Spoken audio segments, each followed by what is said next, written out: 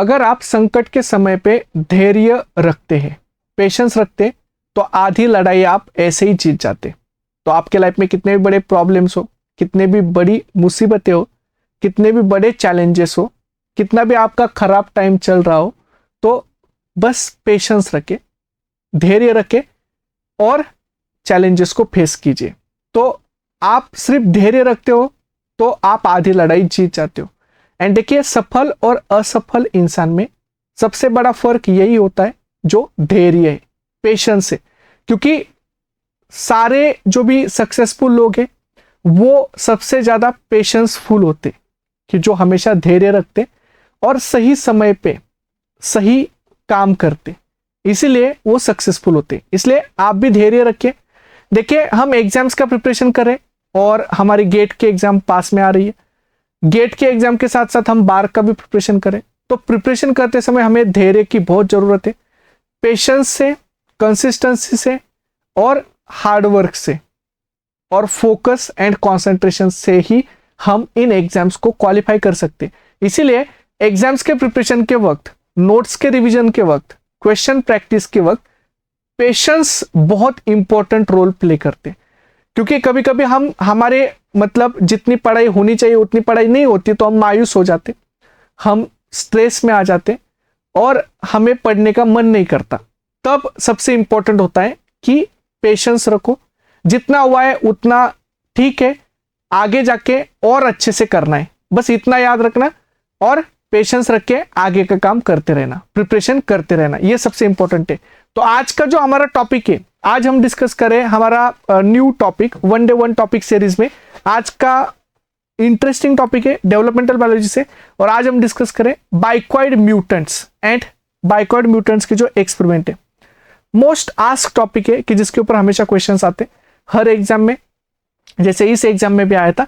तो देखिए, बाइक्वाइड म्यूटेंट्स में सबसे इंपॉर्टेंट कि अगर हम ड्रोसोफिला का एग देखें, अनफर्टिलाइज एग, तो अनफर्टिलाइज एग में हम देखते हैं कि जो एंटीरियर साइड होती है, एंटीरियर साइड में बाइक्वाइड एमआरएनए होता है, कि जो एंटीरियर साइड में एंकर करके रखा जाता है, और पोस्टीरियर साइड में नैनोज एमआरएनए होता है, जो पोस्टीरियर साइड में एंकर करके रखा जाता है साइटोस्केलेटन को। तो एंटीरियर साइड में बाइक्वाइड एमआरएनए, पोस्टीरियर साइड में नैनोज एमआरएनए, एंड कॉर्डल एंड जो हंचबैक एमआरएनए ये थ्रू आउट एक प्रेजेंट होते हैं।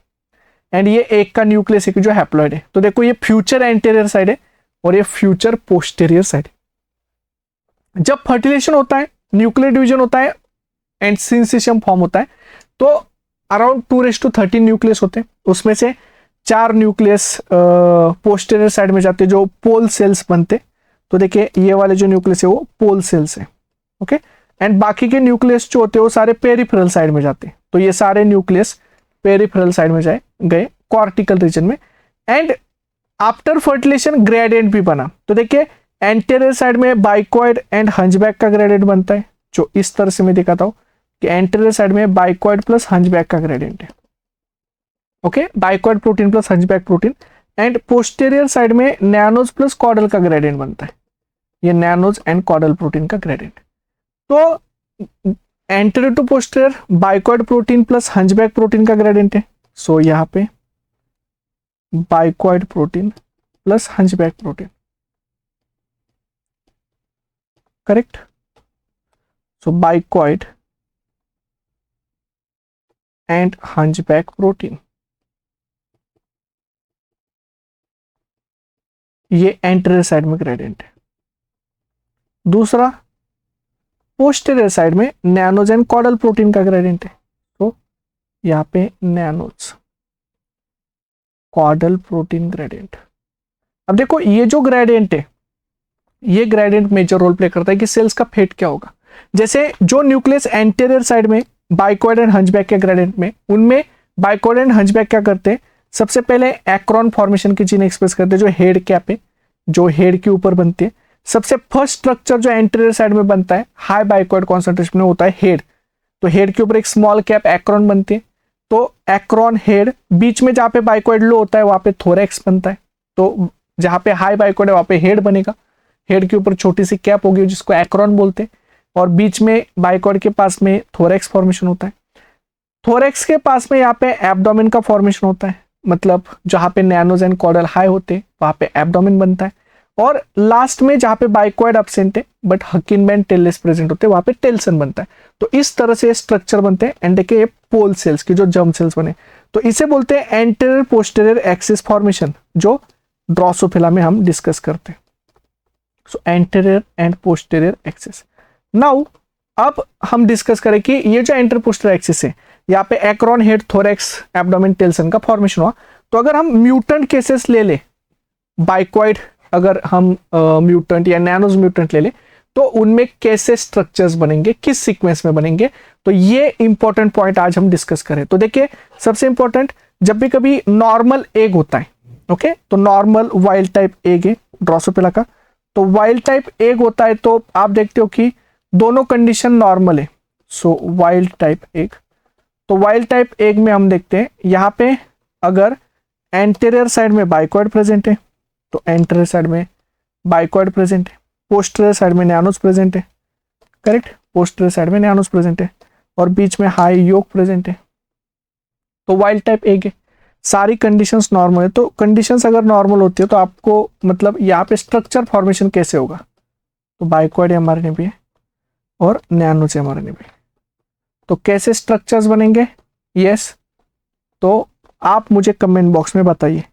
अगर नॉर्मल है तो यहाँ पे नॉर्मल स्ट्रक्चर्स फॉर्मेशन होंगे, मतलब फर्स्ट देखिए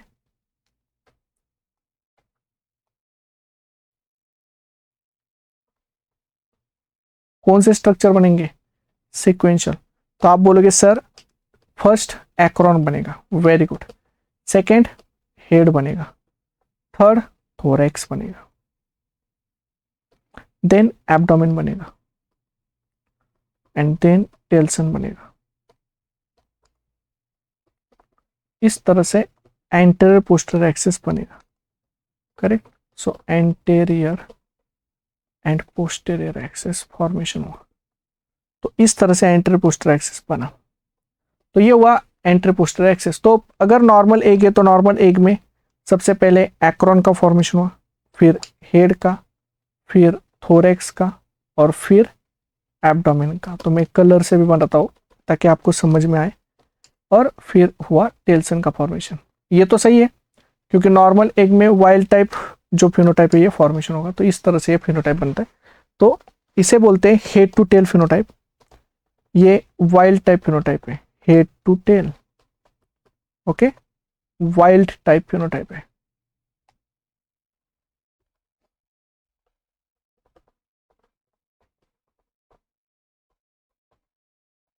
दूसरा, ये समझ में आया, तो वाइल्ड टाइप फिनोटाइप। अब दूसरा, अगर बाइक्वाइड डेफिशिएंसी है तो क्या होगा। तो देखो बाइक्वाइड डेफिशिएंसी है तो आपको तो पता ही है कि बाइक्वाइड अगर नहीं रहेगा तो एंटीरियर स्ट्रक्चर नहीं बनेगा। तो बाइक्वाइड नेगेटिव है, और बाइक्वाइड नेगेटिव है तो यहाँ पे एंटीरियर स्ट्रक्चर नहीं बनेगा। तो यहाँ पे क्या बनेगा, यहाँ पे सिर्फ नैनोज होगा, और नैनोज पोस्टीरियर पार्ट फॉर्मेशन करेगा। तो ये नैनोज एमआरएनए, ओके। और बाइक्वाइड म्यूटेंट है तो बाइक्वाइड डेफिशिएंसी है तो कौन से स्ट्रक्चर बनेंगे। तो देखो आप बोलोगे सर बाइक्वाइड जो रिक्वायर्ड होता है, एक्रोन नहीं बनेगा, हेड नहीं बनेगा, थोरैक्स नहीं बनेगा, तो बनेगा क्या, सिर्फ टर्मिनल रीजन्स पे दोनों भी टेल्सन बनेंगे, करेक्ट। क्योंकि एक्रोन नहीं बनेगा तो टर्मिनल रीजन्स पे टेल्सन बनता है दोनों जगह पे, और बीच में होता है एब्डोमेन। तो यहाँ पे एब्डोमेन बनेगा। इस फिनोटाइप को आप क्या बोलते हो, इस फिनोटाइप को आप बोलते हो two tail phenotype, tail to tail phenotype, okay. ये टेल टू टेल फिनोटाइप है, सही है, टू टेल्स फिनोटाइप। और यहाँ पे एक्रोन हेड थोरैक्स नहीं बने। इसका मतलब है bicoid is necessary for what, acron head and thorax formation. तो बाइक्वाइड ये एक्रोन हेड थोरैक्स फॉर्मेशन के लिए नेसेसरी है, और ये एब्डोमेन है।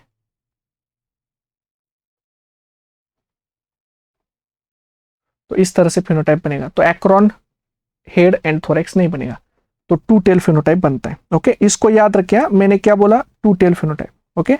यहाँ पे मैंने बोला था head to tail phenotype, okay. ये भी पूछा जाता है। अब बाइकॉइड नहीं है तो एक्रोन हेड थोरेक्स नहीं बना, इसका मतलब bicoid is necessary for anterior structure formation. Bicoid anterior structure formation के लिए नेसेसरी है।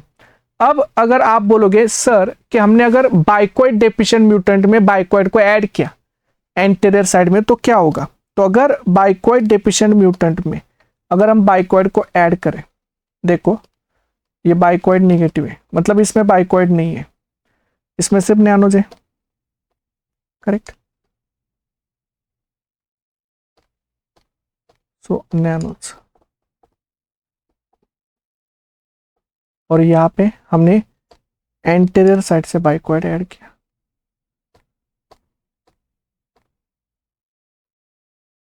तो यहाँ पे बाइकॉइड एमआरएनए ऐड किया,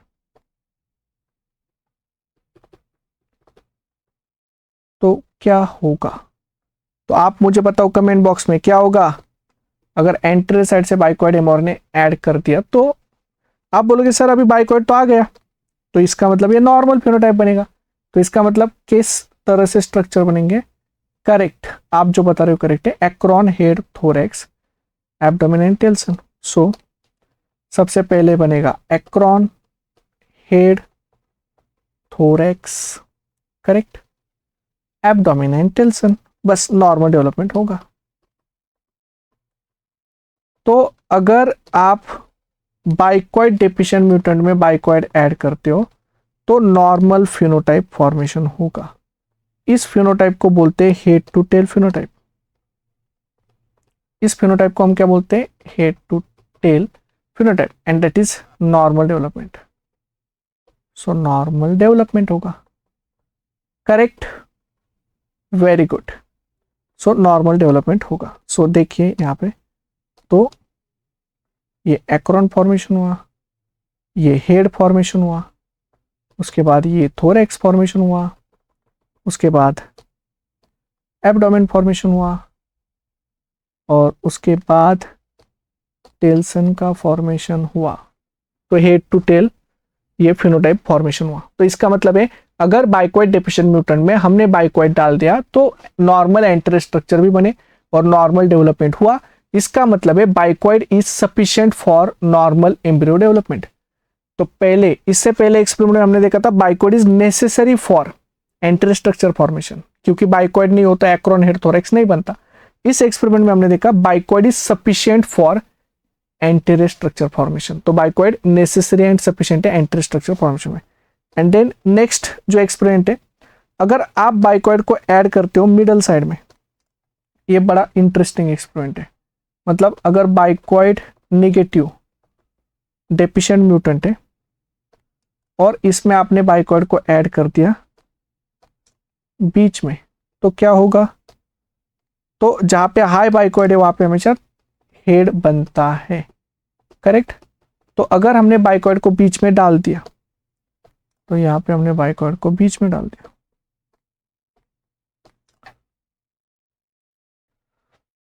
ये है बाइकॉइड एमआरएनए। तो बाइकॉइड एमआरएनए बीच में डाल दिया तो क्या होगा, तो जहां पे बाइकॉइड एमआरएनए आपने डाला है वहां पे हेड बनेगा, करेक्ट। उसके बाद थोरेक्स बनेगा, तो यहाँ पे बना हेड, तो बीच में जहां पे बाइकॉइड आपने डाला है वहां पे हेड बनेगा। उसके साइड में दोनों साइड थोरेक्स बनेगा, क्योंकि बाइकॉइड दोनों साइड डिफ्यूज होगा, तो दोनों साइड लो बाइकॉइड होगा, तो यहाँ पे थोरेक्स बनेगा। यहाँ पे बनेगा टेल्सन और यहाँ पे बनेगा टेल्सन, दोनों साइड टेल्सन बनेगा और बीच में एब्डोमेन, यहाँ पे एब्डोमेन बनेगा। तो देखो यहाँ पे हेड इन मिडल फेनोटाइप होगा, तो हेड, ये टेल, ये भी टेल, तो इसको क्या बोलते हैं, head in middle phenotype. So head in middle phenotype होगा। तो हेड इन मिडल मतलब बीच में हेड बनेगा, करेक्ट, वेरी गुड, करेक्ट। तो आप अभी मास्टर बन गए, आपको सब आ रहा है अभी। तो ये इस तरह से फेनोटाइप बनेगा, देखो,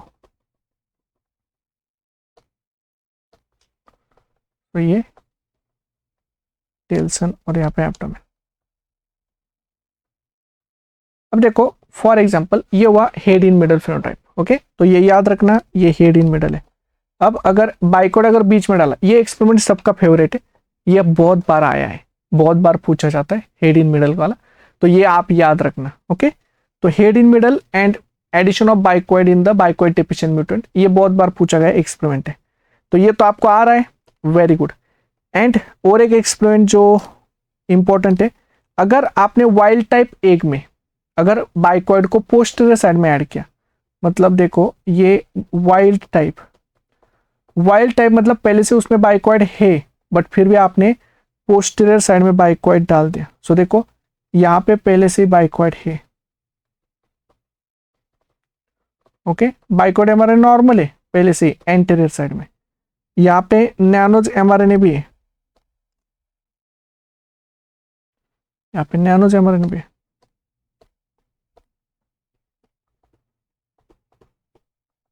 अब यहाँ पे हमने बाइकॉइड एमआरएनए डाल दिया,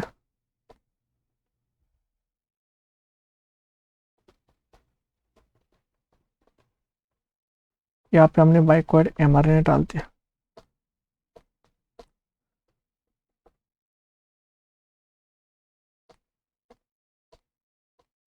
तो यहाँ पे अगर हम बाइकॉइड एमआरएनए को दोनों साइड से डाल रहे हैं, मतलब यहाँ से भी बाइकॉइड एमआरएनए हमने डाल दिया और एंट्री साइड में तो बाइकॉइड एमआरएनए है, तो इसका मतलब क्या है, कौन से स्ट्रक्चर बनेंगे? तो आप मुझे कमेंट बॉक्स में बताओ, चलो किस तरह के स्ट्रक्चर बनेंगे। हाँ, तो इस तरह से स्ट्रक्चर बनेंगे, यस। तो एक्रोन, हेड, थोरेक्स, यहाँ पे एक्रोन, हेड, थोरेक्स, और बीच में होता है एब्डोमेन, तो दोनों साइड हेड बनेंगे। ओके, इसे टू हेड फिनोटाइप बोलते हैं। तो this is head to head phenotype. तो देखो हेड टू हेड फिनोटाइप, और इसे टू हेड फिनोटाइप बोलते हैं। Okay, so two heads phenotype. Very good, very good, आपने सही जवाब दिया एकदम। तो यहाँ पे ये एक्रोन हेड,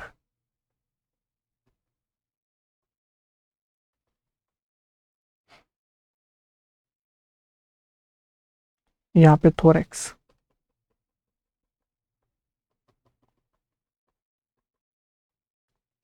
और ये है एब्डोमेन।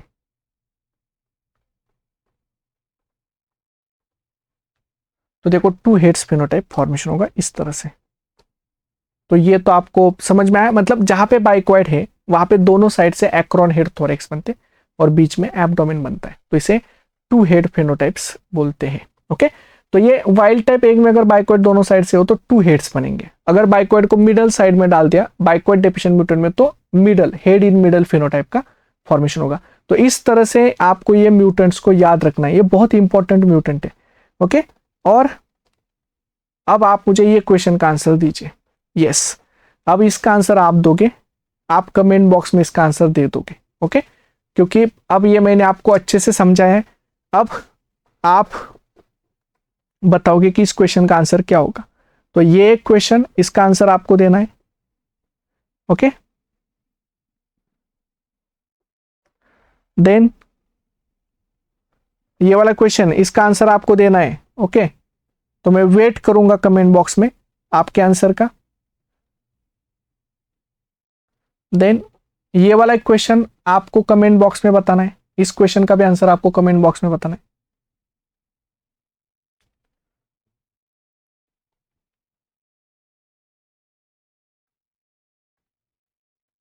हाँ,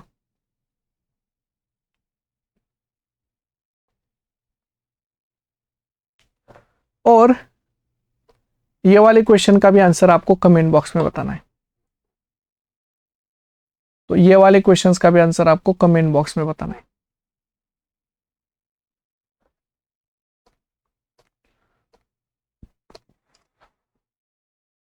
तो यहाँ पे मैं आपको ये आधा ही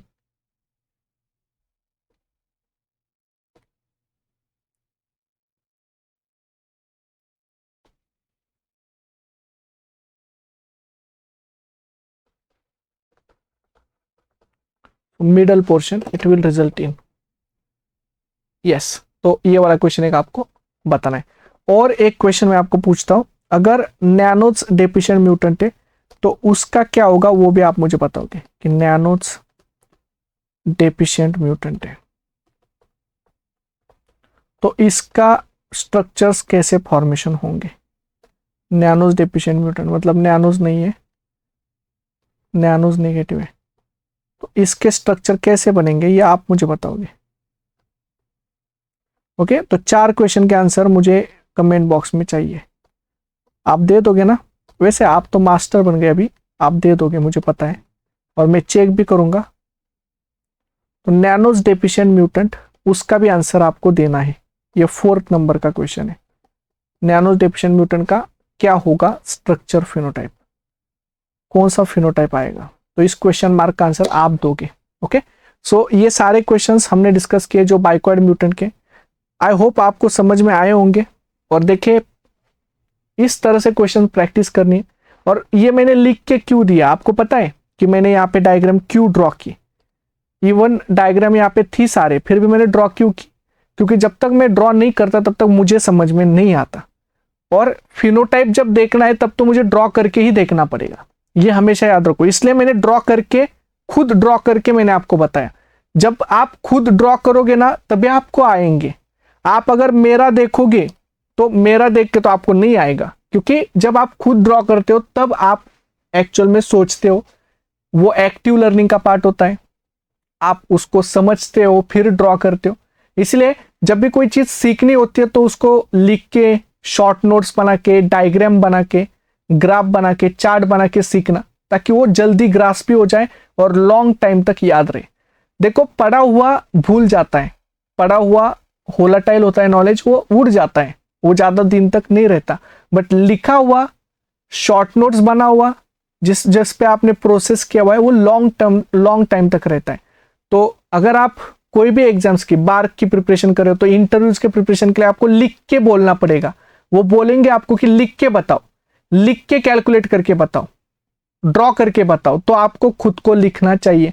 इसलिए यहाँ पे भी मैंने खुद आपको ड्रॉ करके दिया, क्योंकि आपको भी वो आदत लगनी चाहिए कि मैं ड्रॉ करूं और फिर उसका आंसर बताऊं। तो आप भी ड्रॉ करके आंसर बताना। ओके, ये 4 क्वेश्चन के आंसर मैं कमेंट बॉक्स में आपका वेट करूंगा कि, और चेक भी करूंगा। ओके, सो यहाँ पे हमारा आज का सेशन कंप्लीट हुआ। और याद रखिए कि जिसके पास धैर्य है वो कोई भी मंजिल को पा सकता है। तो पेशेंस रखिए, प्रिपरेशन करते रहिए और क्वेश्चंस की प्रैक्टिस करते रहिए। So thank you all and happy learning. Thank you.